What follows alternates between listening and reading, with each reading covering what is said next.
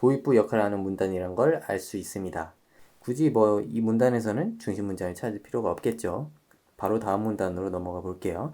가장 먼저 나타난 전통주의는 냉전을 유발한 근본적 책임이 소련의 팽창주의에 있다고 보았다. 자, 먼저 여기 그 세 가지 연구 결과 중에 하나인 전통주의라는 게 나옵니다.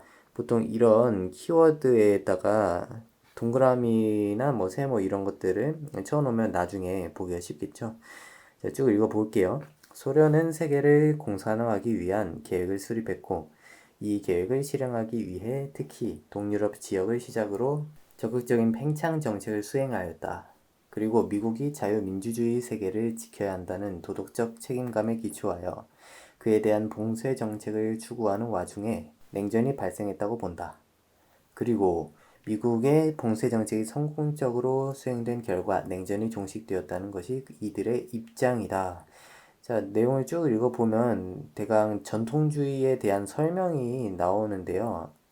여기서 과연 중심 문장이 무엇인지 여러분은 찾으셨나요? 딱 봐도 눈에 보이죠? 네, 첫 번째 문장이 여기 보이는 첫 번째 문장 밑줄 치는 첫 번째 문장이 중심 문장이 되겠죠. 왜 그러냐?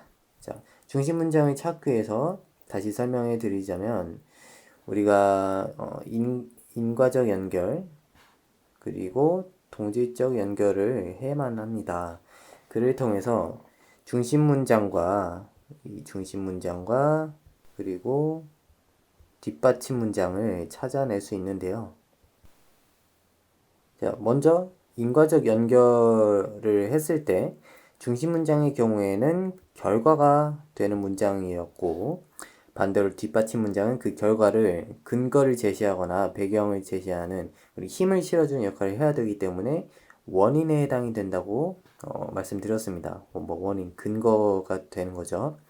그 다음 반대로 동질적 연결에서는 중심 문장과 뒷받침 문장이 즉 동질적으로 연결되어 있을 때 그때 무엇을 기준으로 이게 중심 문장이고 이게 뒷받침 문장을 찾아야 하는지에 대한 것이에요. 그래서 동질적 연결일 때는 중심 문장의 경우에는 굉장히 좀 뭐랄까 추상적이고 그리고 포괄적이라고 말씀을 드렸습니다.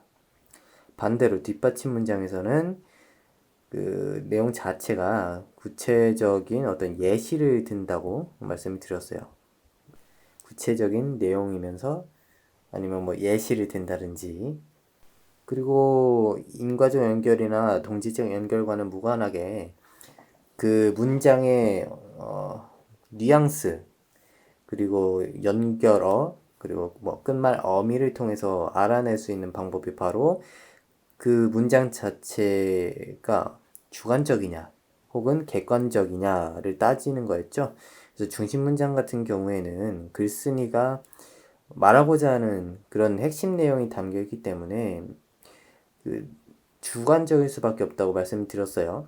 그러니까 내용 자체가 뭐 주관적이라는 것보다는 뭔가 강하게 주장하는 듯한 그런 어조, 그런 주관적인 분위기를 풍긴다. 그랬을 때 그게 중심 문장이라는 겁니다.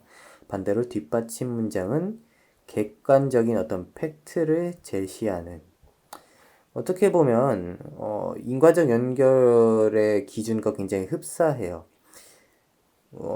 그 문단에서 어떤 결과, 글쓴이가 주장하는 결과를 뒷받침 문장이 어떤 원인이나 근거를 제시하고 그 원인이나 근거는 당연히 객관적인 팩트일 수밖에 없겠죠.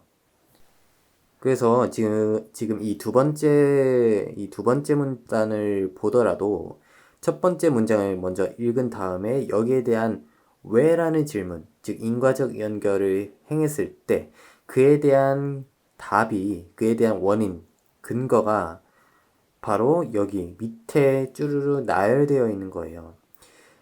가장 먼저 나타난 전통주의는 왜 냉전을 유발한 근본 책임이 소련의 팽창주의에 있다고 보았을까? 라는 질문을 한 다음에 그에 대한 답, 그에 대한 원인, 근거가 바로 그 다음 소련은 세계를 공산하기 위한 계획을 수립했기 때문에 그리고 그 계획을 실행하기 위해 특히 동유럽 지역을 시작으로 적극적인 팽창 정책을 수행하기 때문에 이제 계속 그에 대한 근거를 제시하고 있는 거예요.